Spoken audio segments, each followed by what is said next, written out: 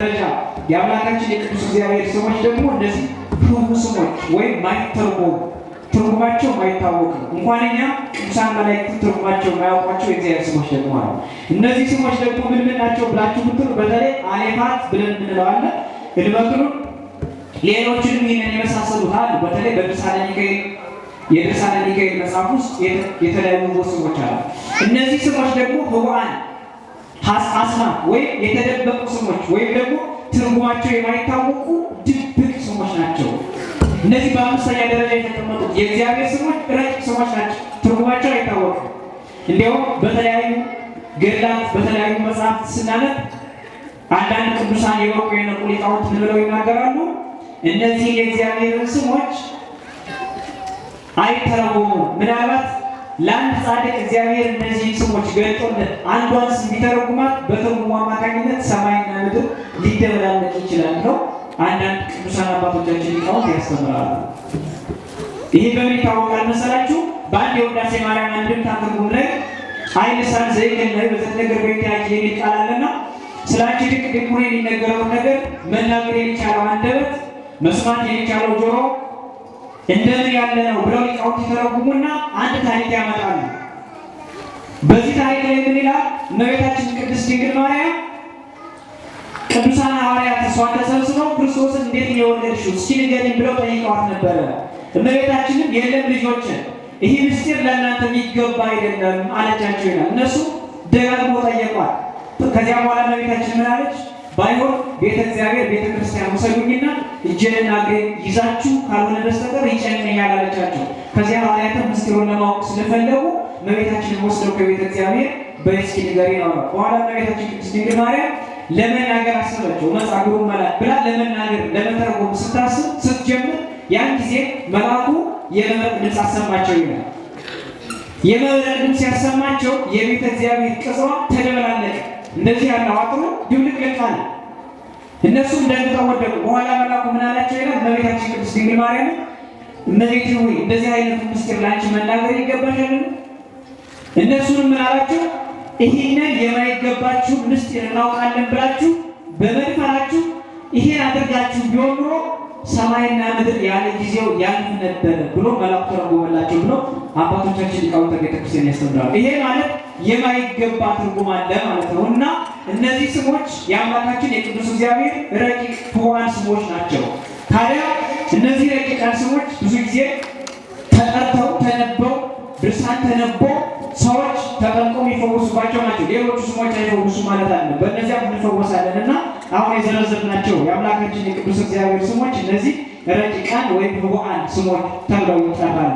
በስድስተኛ ደረጃ ያለውን የእግዚአብሔርን ስም ነግራችሁና ከዚያ በኋላ ያለውን ምናልባት ሰዓት የሚኖረን ከሆነ ጨምራለሁ፣ አለበለዚያ ትምህርቴን በዚህ ነው እጨርሳለሁ።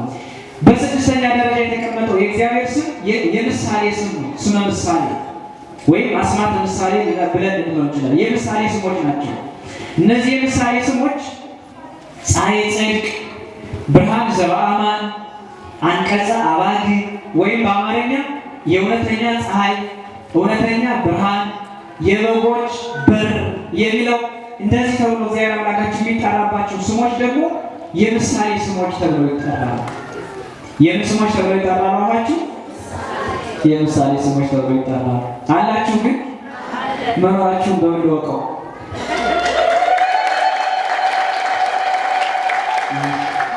ገና አሁን የተመለሳችሁ ወይስ ነበራችሁ? ኧረ አልነበራችሁም። ተዋዋሹ እስኪ ከነበራችሁ ከመጀመሪያ ጀምራችሁ ንገሩ።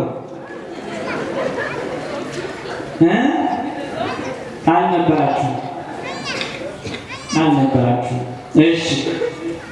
አይ በእርግጥ እንግዲህ አንዳንድ ቀን ትምህርት እንድንማር ፈልጌ ነው ይሄንን ያነሳሁት። ሁልጊዜ ዝም ብለን አጨብጭበን ብቻ እንዳንሄድ አንዳንድ ጊዜ እግዚአብሔር ቃል ትምህርቶችን እንድንሰማ ስለፈለጉ። ታዲያ በዚህ በስድስተኛ ደረጃ የተቀመጠው የእግዚአብሔር ቃል የምሳሌ ስሞች ናቸው።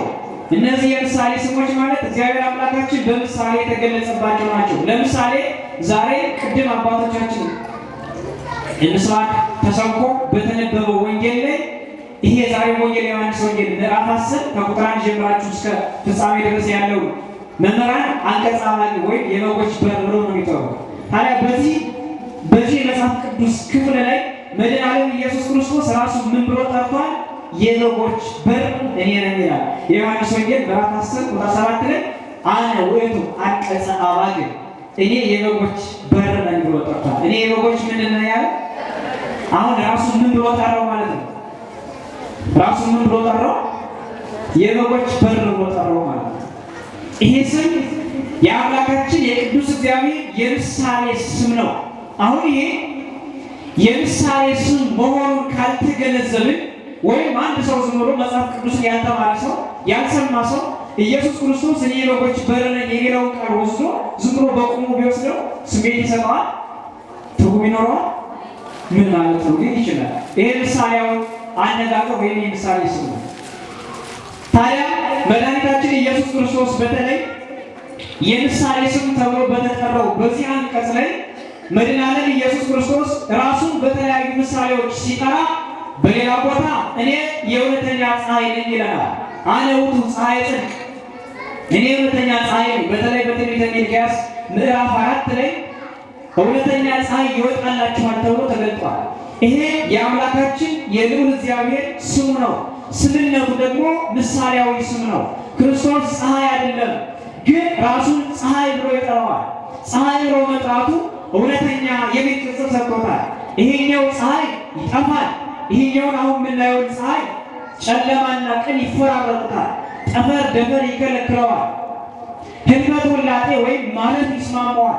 በኋላ ፀሐይን ስለምታልፍ ማለት ነው። ግን እውነተኛ ፀሐይ ብሎ ራሱን ይጠራል። ይሄ ክርስቶስ ራሱን በምሳሌ የጠራበት መጥሪያ ስሙ ነው። በሌላም ቦታ ብርሃን ዘበአማን እውነተኛ ብርሃን ብሎ ራሱን ይጠራዋል። አሁን እንደነገርኳችሁ በዚህ ዛሬ በተነበበው ወንጌል ደግሞ እኔ የበጎች በር ነኝ፣ በእኔ በኩል ነው መግቢያው ብሎ መድኃኒታችን ኢየሱስ ክርስቶስ ራሱን ወይም የራሱን ስም በበርነት ይጠራል ማለት ነው። ስለዚህ የአምላካችን የቅዱስ እግዚአብሔር ስም የምሳሌ ስም ነው። በሌላም አነጋገር ቅዱሳን ነቢያት በተለያየ አጠራር እግዚአብሔርን ይጠሩታል። ኢሳይያስ እግዚአብሔር አምላካችንን ንጉሥ ብሎ ይጠራዋል በሌላ አጠራር። ሌሎችም ነቢያት እግዚአብሔር አምላካችን በተለያየ ስያሜ ይሰይሙታል። ይሄ ማለት አምላካችን ቅዱስ እግዚአብሔር በምሳሌ ስም ሲጠሩት ማለት ነው። በምሳሌ ስም ሲጠሩት ነው። ታዲያ አምላካችን ቅዱስ እግዚአብሔር የሚጠራባቸው ስሞች የተለያየ ስያሜ ያላቸው፣ የተለያየ ምስጢር ያላቸው፣ የተለያየ መገንዘብን የሚሰጡ፣ የተለያየ ጸጋን፣ የተለያየ በረከትን የሚሰጡ፣ የተለያየ ስራ የሰራባቸው ናቸው። ይሄ እግዚአብሔር ስም ቀላል ስም አይደለም። እንደ ሰው ስም አይደለም። የሰው ስም አይገድልም፣ አያድንም። የእግዚአብሔር ስም ግን ያድናል፣ ይገድላል። የእግዚአብሔር ስም ግን ሰዎችን በሽተኛ ሊያደርግ ይችላል፣ ሰዎችን ጤነኛ ያደርጋል። ይሄ እግዚአብሔር የአምላካችን የቅዱስ እግዚአብሔር ስም ሰማይና ምድር የተፈጠረበት ነው። ይሄ የአምላካችን የቅዱስ እግዚአብሔር ስም የጠፉት የሚገኙበት ስም ነው። ይህንን የእግዚአብሔርን ስም ነቢየ እግዚአብሔር ቅዱስ ሙሴ ምን አለ? በከንቱ ምን አትበል፣ በከንቱ ምን አትበል፣ በከንቱ አትጥራ አለ። ይህንን የእግዚአብሔርን አዋጅ ነው የምንተላለፈው ማለት ነው።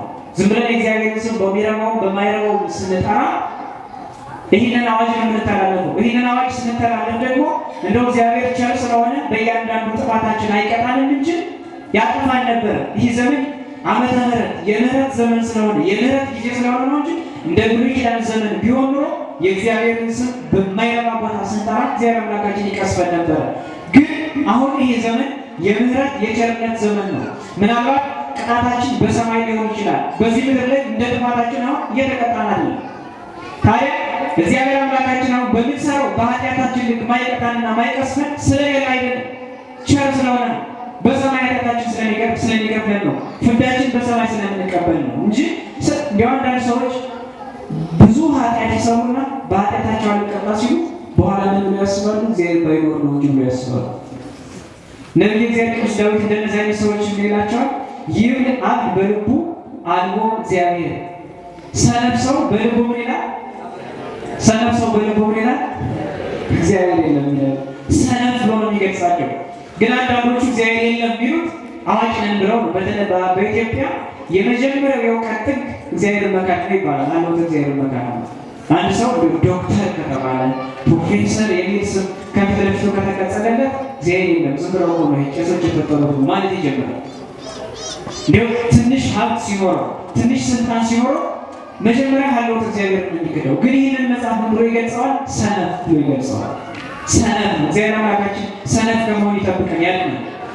ማን ቀሰፈው ማን ሞተው እግዚአብሔር ስለሌለ አይደለም፣ ምሕረቱ ስለጠበቀን ነው፣ ቸርነቱ ስለጠበቀን ነው እንጂ እንደ ድፍረታችን ቢሆን ከእኛ ጀምሮ እንደ ድፍረታችንና ቢሆን ይሄኔ እኛም እዚህ ቁመን እናስተምርም አንሰብክም፣ እናንተም በዚህ ቦታ የላችሁ። በምሕረቱ በቸርነቱ ኃጢአታችንን ሽፍን አድርጎ በቅድስናው አጸድ የሰበሰበን እግዚአብሔር አምላካችን ስሙ የተመሰገነ ይሁን። ስለዚህ እነዚህ የአምላካችን የቅዱስ እግዚአብሔርን ስሞች አክብረን መያዝ ከእያንዳንዳችን የሚጠበቅ ክርስቲያናዊ ግዴታ ነው ወገኖች። እንጂማ በዚህ ባለንበት ዘመን ስታዩት እንዴ እያንዳንዱን ጽሑፍ የንግድ ቦታን ስታዩት እንዴ ጭፈራ ቤቶች ሁሉ በቅዱሳን ስም አይሰየሙም። እንዲ አንዳንዶቹ የጭፈራ ቤቱ ባለቤት ዳንኤል የሚባል ከሆነ ዳንኤል ናይት ክለብ ይላል። ግን ዳንኤል የእግዚአብሔር ዳኛ ማለት ነበረ። ይህ በጣም የሚገርም ሆኖ የሚደንቅ ሆኖ የሚያሳዝንን ጭምር ነው። የእውነታችሁን ካሰባችሁትና ከመረመራችሁ በጣም ነው የሚያናድደው። እንደ አማኝ ሆናችሁ ስታዩት፣ እንደ ክርስቲያን ሆናችሁ ስታዩት ምን ያክል ሃይማኖታዊ ነገሮችን እንዳበላሽናቸው እንዳረከስናቸው በጣም ነው የሚያሳዝነው። የጭፈራ ቤት እንዴት በቅዱሳን ስም ይሰየማል? መጠጥ ቤት፣ ግሮሰሪ ቤት እንዴት በቅዱሳን ስም ይሰየማል? የሰዎቹ ጠጥተው የሚሰክሩበት ቦታ የእግዚአብሔር ስም የተሳይሏል። እንዴት የእግዚአብሔር ስም የተሳለባቸው የተጻፈባቸው ቅዱሳት ስዕላት እንዴት በእያንዳንዱ ቦታ ይረክሳል? ይህ ማስተዋል አለብን። ቆም ብለን ማየት አለብን። እኛ ራሳችን ያላከበርነው ማንም አያከብርልን። እኛ የእመቤታችን የቅድስት ድንግል ማርያምን ስዕል አስቀምጠን እላይዋ ላይ ዘፈን ካዘፈንባት እንዲህ ምኑን ተቀደስ ነው? ምኑን ከበር ነው? ይሄ እኮ የእግዚአብሔርን ስም በከንቱ አትጥራ የሚለው ወይ በቅዱሳኑ ላይ የእግዚአብሔር ስም አለ። በእመቤታችን በቅድስት ድንግል ማርያም ስም ላይ እግዚአብሔር ስም አለ። በሷ ላይ ቅዱሳኑን ስዕላቸውን ስናረክስ እግዚአብሔር ነው የምናስቀይመው፣ የምናስከፉ። በእያንዳንዱ በማይገባው ቦታ ስሙን ስንጠራ እግዚአብሔር ነው የምናስከፈው፣ የምናስቀይመው እና ይህንን የመሰለ የከበረ የእግዚአብሔርን ስም እያንዳንዳችን አክብረን መያዝ ይጠበቅብናል። በዚህም ጉባኤ የተሰባሰብነው ሁላችንም የእግዚአብሔር ልጆችና የእግዚአብሔር ቤተሰቦች ከዛሬ ጀምረን ልናስብበት ይገባናል። እናስብ። ልጆቻችን ላይ የምናደርገውን ነገር፣ ቤታችን ውስጥ ያለውን ስም፣ ምንጽፈውን የእግዚአብሔርን ስም እያንዳንዱ በእያንዳንዱ ሰዓት የምንጠራው መጣሪያው እሱን ማስተዋል አለብን፣ መመመር አለብን። ዝም ብለን ራሳችን እንደመጣ መናገር የለብንም። የእግዚአብሔርን ስም ዝም ብለን በማይረባ ቦታ መጥራት የለብንም። እንዲያውም ቅዱስ ቄርሎስ የክርስቶስን ስም አክብሮ ሲናገር ምን ይላል? ወዝ ስም አብይ ይጥቀል ዘይክሉ ፈሊጦቶ፣ ይህ ስም እጅግ ክቡር ነው ይላል። ኢየሱስ የሚለውን ስም ነው በርግጥ ቅዱስ ቄርሎስ እንደዚህ የሚለው። ኢየሱስ ክርስቶስ የሚለውን ስም ከተዋህዶ ጋር አገናኝቶ ይህ ስም ብቻ ለስጋ ብቻ ለመለኮት የወጣ አይደለም አንድ ነው የሚለው በድርሳነ ቄርሎስ ላይ ቅዱስ ቄርሎስ ሲገልጽልን ወዝ ስም አብይ ይጥቀል ዘይክሉ ፈሊጦቶ፣ ይህ ስም እጅግ የከበረ ድንቅ ስም ነው ይላል። የእግዚአብሔር ስም ድንቅ ስለሆነ ነው ሰማይንና ምድርን የፈጠረበት። ስሙ ድንቅ ስለሆነ ነው የእግዚአብሔር ስም ሲጠራ ጸበል ቦታ አጋንንት የሚንጫጩት። ዝም ብሎ በውሃ ማስነጣጠም እኮ ሻወር ቤት የሚለፈድ የሚንጫጫ ሰው የለም። ግን የእግዚአብሔር ስም በተጠራበት ጸበል ቦታ ግን አጋንንት ሲንጫጩ ይሰማል፣ እናያለን። የታመሙ ሰዎች ሲፈወሱ እናያለን። ያዘኑ ሰዎች የእግዚአብሔር ስም ጠርተው ጸሎት ጸልየው ሲጽናኑ ሲፈወሱ እናያለን። ይሄ ማለት ምን ማለት ነው? የእግዚአብሔር ስም የከበረ ነው ማለት ነው። ይህንን የከበረ የእግዚአብሔርን ስም ደግሞ በሕይወታችን ስንኖር ቤታችን ውስጥ ሊሆን ይችላል፣ መስሪያ ቤታችን ውስጥ ሊሆን ይችላል፣ በእያንዳንዱ እንቅስቃሴያችን ሊሆን ይችላል። አክብረን መያዝ አለብን። ያከበርነው የእግዚአብሔር ስም አክብረን ነው። የእግዚአብሔርን ስም ንቀን ዝም ብለን እንዲሁ በልማድ ብቻ በእያንዳንዱ ቦታ በጠራነው መጠን እግዚአብሔር ይቀናል።